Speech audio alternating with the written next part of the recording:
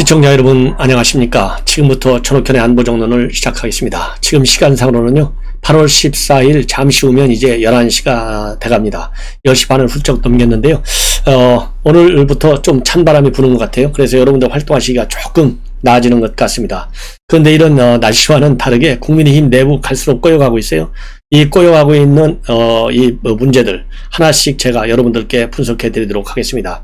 지금 현재 갈등의 한 복판에 있는 이슈는요, 토론회를 8월 18일 날 열 것이냐 안 열 것이냐, 이것이 이제 핵심 가시돋친 이슈예요. 이 토론회를 두고 지금 현재 이준석 대표 그리고 최고위원 내부 간에 그리고 이 주자들 간에 상당한 갈등이 지금 있습니다. 그래서 이 갈등이 마무리되려고 하는데 지금 사건이 또 터졌어요. 바로 녹취록이 터졌어요. 이 녹취록은 뭐냐?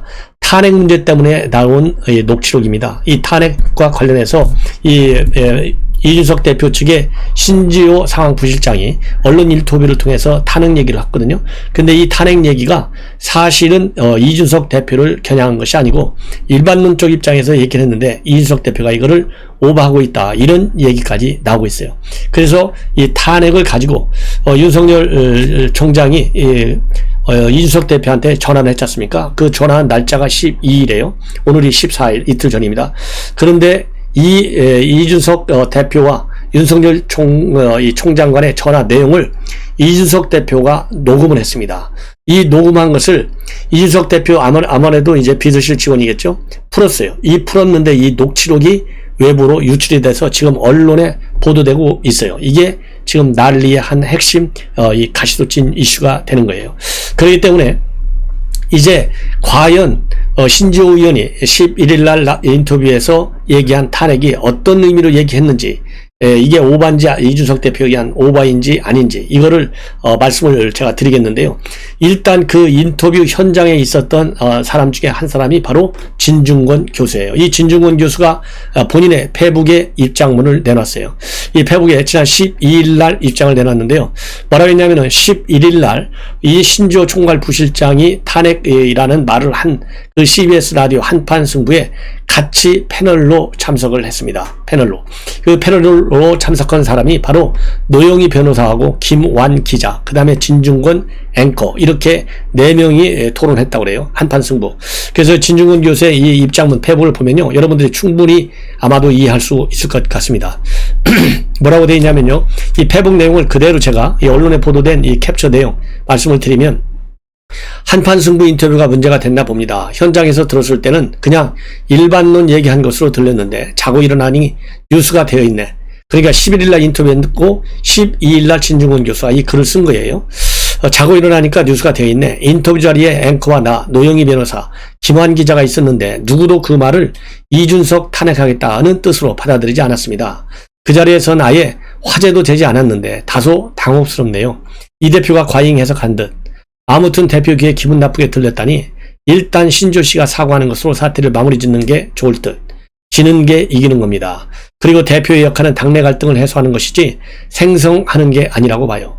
있는 갈등도 밖으로 드러나지 않게 관리를 해야 하는데 없는 갈등을 만들어내니 각 캠프의 참모들이 호가호위하듯이 불필요하게 오버 액션하는 것도 문제. 자등들 하셔. 이런 입장문을 내놨어요. 여기에서 이제 한두 가지 꼭 짚어야 될 것이요. 우선 과잉 반응하고 있다는 겁니다. 이준석 대표가. 이것이고요. 왜냐하면 진중권 교수, 그날 현장에서 만약에 이게 이준석 대표를 탄핵하는 것으로 비춰질 경우에는 상당한 문제가 있었고, 거기에서도 말하자면 이 진행자와 그리고 답을 한 사람 사이에 추가적인 대화가 오갔을 텐데 이런 것들이 없었다는 것이고요. 그리고 문제가 있으면은 이 갈등을 표출하지 말고 내부적으로 조용히 해결해야 된다라는 얘기, 이 두 가지가 지금 문제다. 그리고 세 번째로는 신지호 뭐라고 그럴까요? 이건 좀 잘못한 것 같으니까 사과하라. 그래서요, 이 신지호 씨가 결국은 사과를 했고요. 또 이에 따라서 윤석열 총장도 지난 12일 날 이준석 대표한테 직접 전화를 해서 미안하다, 이런 얘기를 했고요.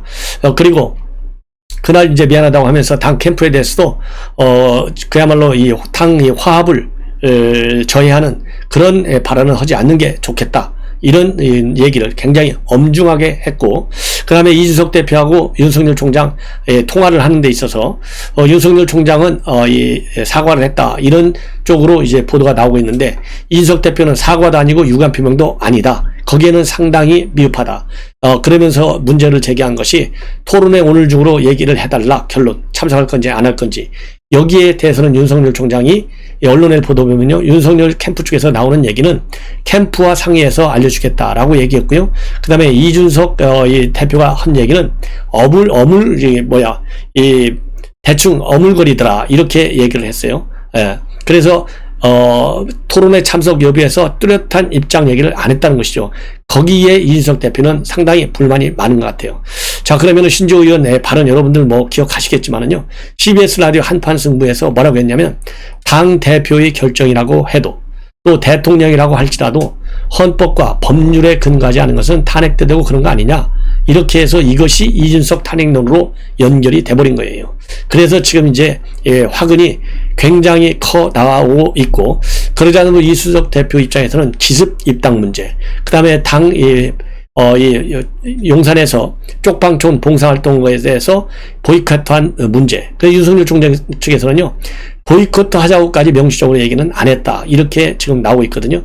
이러다 보니까 둘, 셋, 넷씩 계속 꼬이는 거예요. 이래서 결국은 이준석 대표가요, 이거는 뭐 녹음을 하려고 한 것이 아니고 전화기에 자동 녹음 기능이 있다 보니까 그냥 녹음이 된 것이다, 이렇게 해명하고 있는데, 이러한 이준석 대표의 해명이 그렇게 썩 설득력은 없어요. 왜냐면은 저라도 그렇죠. 내 전화기에 자동 녹음 기능이 있는지 없는지는 알 거 아니겠어요? 만약에 자동 녹음 기능이 있다, 그러면은 녹음 기능을 끄고서 통화를 했어야죠. 그리고 이 녹음 기능이 만약에 있었다 해서 녹음이 됐다 하더라도, 녹음된 내용을 만약에 알았다 그러면은 그거를 왜 풀게 시키냐 이거예요. 풀게 시켰다라는 얘기는 뭔가 의도가 깨끗한 깔끔한 의도는 아니었다는 얘기죠. 그렇게 해석이 되지 않습니까? 더군다나 그 12일 그 통화 내용이 굉장히 중요하고, 이준석 대표가 그야말로 신주호 의원 어떻게 좀 조치를 취해라, 이런 또 이 압박문까지 내놨지 않습니까? 그런데 이제 윤석열 총장 측에서는 이미 뭐 다 사과했다. 그리고 신주호 부실장도 또 이 사과하고 유감을 표명했잖아요. 본의 아니게 오해를 많이 불러일으켰고 논란을 야기해서 죄송하다, 이런 또 입장문을 냈어요. 자, 그 정도가 됐으면 이 설령 녹음이 되어 있다는 걸 나중에 알았다 하더라도 이거를 녹음을 풀어라, 실무진한테 문서해라, 이렇게까지 지시하면 안 되는 것이죠. 왜냐면은 실무진이 통화 내용을 문서했다는 얘기는 이준석 대표가 가지고 있는 전화기를 실무자한테 줘서 야, 이거 녹음 좀 풀어봐, 이거 근거로 잘 가지고 있어, 이것은 미래에 윤석열 총장과의 어떤 불미스러운 일이 있을 때 이거 봐라, 당신이 나한테 이게 정확하게 사과한 거냐 아니지 않느냐, 이런 반박용으로 쓰기 위한 이 녹음이지, 이것이 이번 이 분란을 해결하는 데 쓰려는 녹음은 아닐 것이다 라고 보는 것이 맞지 않습니까? 그래서 이것이 일부러 녹음한 것은 아니고 자동 녹음 기능 때문에 녹음이 되신 것이고, 그러면서 실무적인 녹취를 풀었는데 이것이 실수로 밖으로 흘러나가게 됐다. 녹음 내용은 지난 12일 이 대표가 밝힌 내용과 같은 내용으로서 특별히 문제될 내용은 없다, 이렇게 밝히고 있어요, 입장문을. 그러나 이러한 입장문 가지고 제가 예를 들어서 윤석열 총장이라도 굉장히 기분 나쁘잖아요.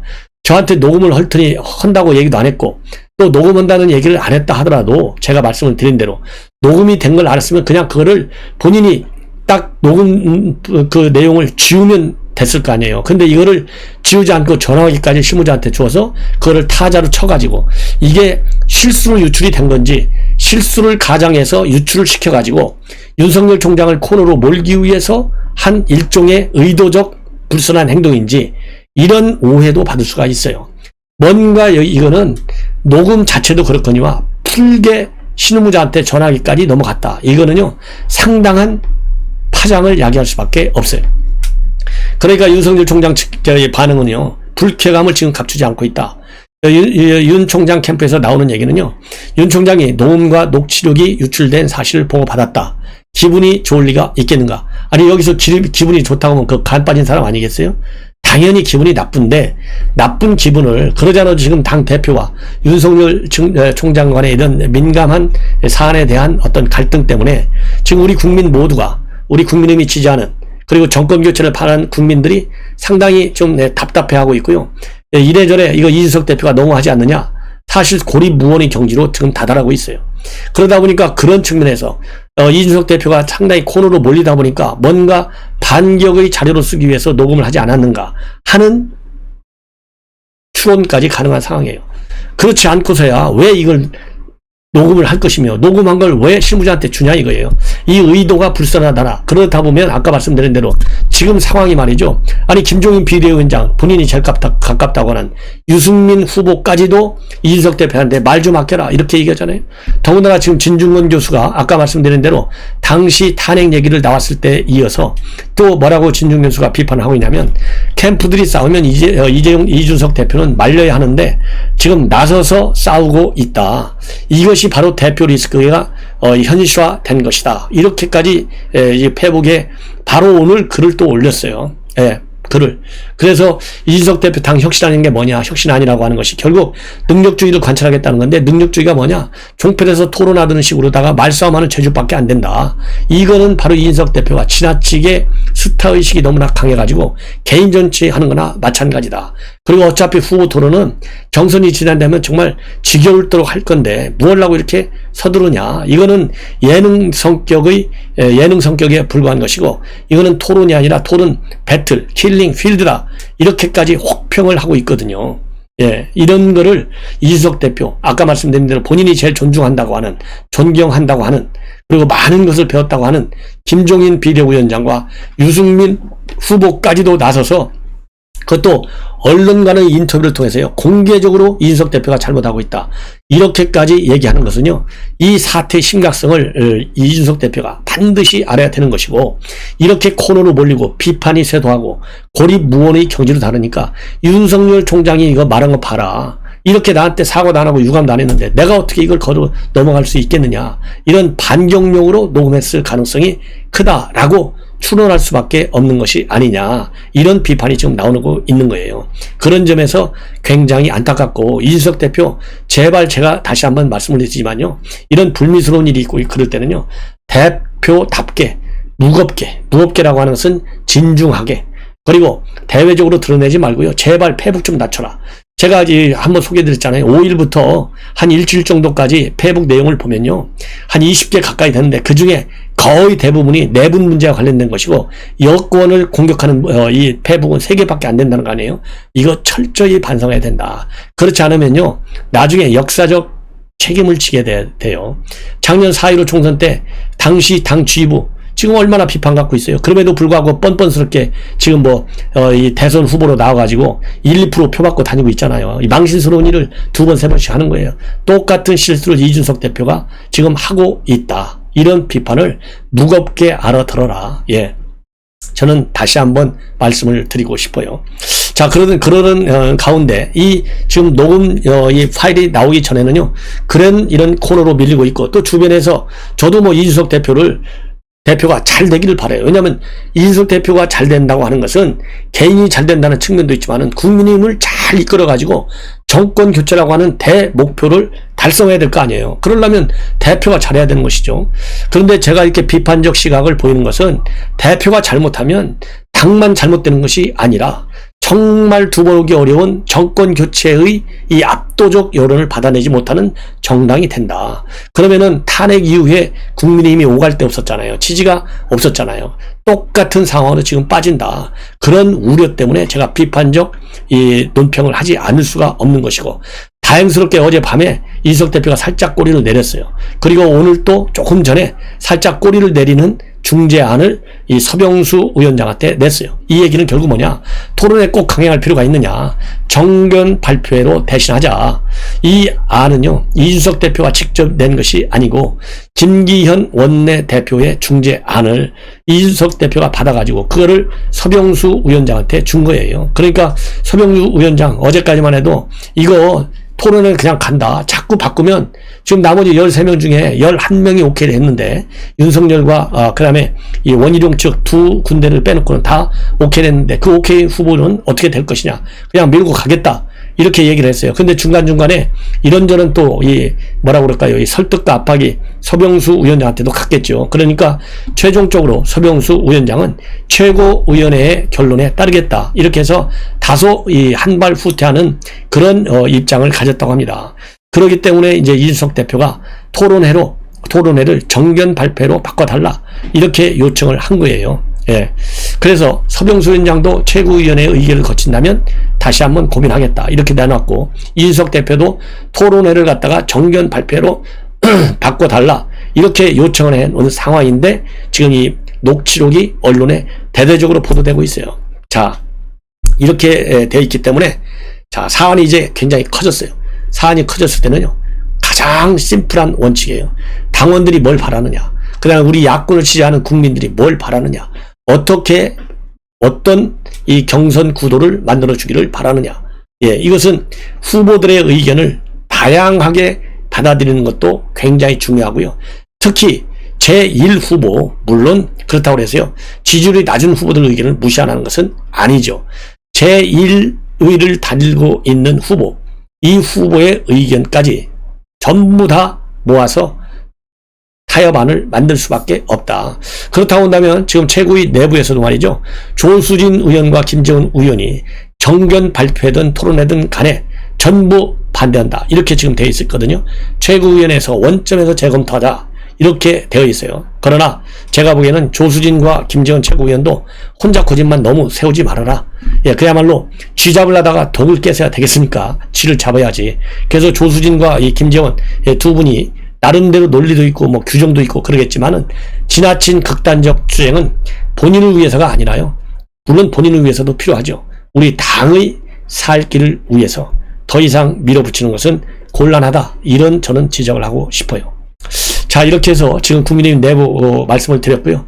윤석열 총장 굉장히 지금 기분이 나쁠 것 같아요. 그러나 이럴 때 성숙한 그런 입장을 내놔서 다시 대선을 하고 있는 분란을 끄는데 큰 역할을 하는 것도 윤석열 총장이 그야말로 뭐라 그럴까요? 이 도량이 큰 지도자, 이 포용적 리더십을 가지고 있구나. 예, 담대한 리더십을 가지고 있구나. 이런 평가를 받을 수 있도록 그야말로 이 대응에 신중을 기하는 것이 좋겠다라는 말씀을 드립니다. 그리고 이제 또 하나는요. 그야말로 윤석열 총장이 오늘 방금 전에 입장문을 냈습니다. 여러분들 잘 아시다시피 공군 여중사 이 성추행 사건으로 인해서 이 극단적 선택을 한 지 불과 석 달 만에 다시 해군에서 똑같은 일이 일어났어요. 똑같이 여성 이 부사관한테 이런 불행한 사건이 일어났습니다. 여기에 대해서 문재인 대통령이 격노했다고 나오잖아요. 그러니까 서욱 그만둬라. 그리고 공군 참모총장 목이 날아갔잖아요. 해군 참모총장도 사퇴하라. 이런 지금 압박이 쇄도하고 있는 그런 상황입니다. 이러는 상황에서 윤석열 총장 입장은 상당히 당당하고 강하게 내치고 있습니다. 바로 문재인 대통령을 향한 입장문인데요. 이 한마디로 재발 방지 약속했지만은 불과 석 달도 되지 않아서 또 비극이 일어났다. 언제까지 이런 비극을 되풀이해야 되겠느냐? 우리 아이가 마지막 피해자로 남을 수 있도록 재발 방지를 바란다는 유족의 간절함이 책임 있는 조치로 이어져야 되겠다. 그리고 늑장 대응으로 인한 2차 가해, 미온적 수사와 처벌 등 근본적인 문제부터 반드시 짚고 넘어가야 된다. 그리고 현장에서 작동하지 않은 매뉴얼과 사전 예방 조치, 병역문화 전반에 대한 고강도의 개혁이 반드시 이루어져야 한다. 그리고 성추행과 성폭력에 대한 무관용 원칙은 기본이고 더한 노력도 선행되어야 한다. 이렇게 강한 입장문을 내놓고 있습니다. 특히 이것이 이 부분이 이제 핵심이에요. 군 통수권자인 대통령께서도 경로만 할 것이 아니다. 책임을 통감하라. 군 성추행 사건이 되풀이는 군 기강의 문제와 무관하지 않다. 문재인 정권은 작전과 경계 실패, 성추행 사건 등 잇따른 군기 문란에 대한 책임을 피해갈 수 없다. 이번 성추행 사건에 대한 엄정한 수사는 물론이고 실효성 있는 재발 방지 대책을 세울 것을 강력히 촉구한다. 피해 중사의 명복을 빌고 유가족께도 깊은 애도와 위로의 마음을 전한다. 이렇게 되어 있는데요. 이 참고적으로 이게 얼마나 어이가 없는 일이냐면요. 지난 5월 27일 날 사건이 벌어졌어요. 그러니까 성추행이 이루어졌어요. 자, 손금을 봐준 다음에서 이제 손을 신체 접촉을 했다는 것이 핵심입니다. 그래서 이거를 갖다가 이제 바로 이 5월 27일 날 주임 상사에게 알렸어요. 그런데 이것이 공식적으로 보고된 것은 석 달 이후인 8월 7일 최근에서야 이루어졌고요. 8월 9일 날에서야 8월 7일 날 공식 보고가 있고 이틀 지나서야 함정에서 내려와서 육상 근무로 인사조치가 이루어졌어요. 그리고 나서 3일간 그러니까 석 달간은요 가해자와 피해자하고 같이 근무한 거예요. 이 격리 조치가 이루어지지 않은 잘못을 벌인 거예요. 잘못이 있었던 거예요. 그래서 8월 12일 날 극단적 조치를 취했는데 이 사건 발생일은 5월 27일이잖아요. 그런데 5월 21일 날 불과 일주일도 되기 전에 공군 여중사의 극단적 선택이 있었어요. 이러니까 윤석열 총장이 계속 격노하고 분노하고 주의만 하면 뭐냐.